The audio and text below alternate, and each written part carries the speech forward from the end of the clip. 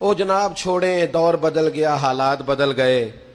نہیں بھئی، ہم نہیں بدل سکتے۔ کیوں نہیں بدل سکتے؟ اس لیے کہ ہم تو لکیر کے فقیر ہیں۔ سیانے بندے عثمان غنی، سمجھدار آدمی، دولت مند آدمی، مالدار آدمی، کھاتے پیتے گھرانے کا نوجوان، اور سونے بڑے ہیں، خوبصورت بڑے ہیں، لیکن ایک جگہ وضو کیا تو اٹھ کے ہنسنا شروع کر دیا، اور ہنستے ہی جا رہے ہیں، اور ہنستے ہی جا رہے ہیں، ہنستے ہی جا رہے ہیں۔ اب ایک آدمی بڑا وزادار ہے، سیانا بندہ ہے، وہ بلا وجہ ہنس رہا ہے، تو سوال تو ہوگا، تو کیا عثمان غنی آپ ہنستے ہی جا رہے ہیں؟ کوئی وجہ فرمانے لگے، کوئی وجہ نہیں۔ کوئی بات یاد آ گئی، او دوستو ذرا اس کو سمجھنا، خدا را یہاں ٹھہرنا، تھوڑی دیر رکنا، اس کا ذرا مزہ تو لینا۔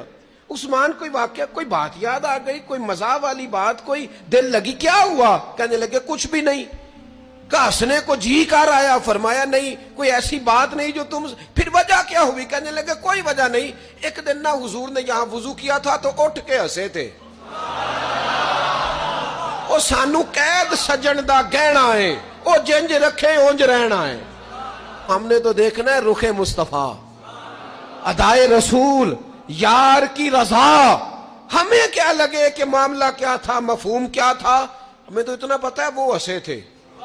میں فرض محبت ادا کر رہا ہوں، یہ کسی کی ادا ہے، ادا کر رہا۔ او جناب چھوڑیں، دور بدل گیا، حالات بدل گئے۔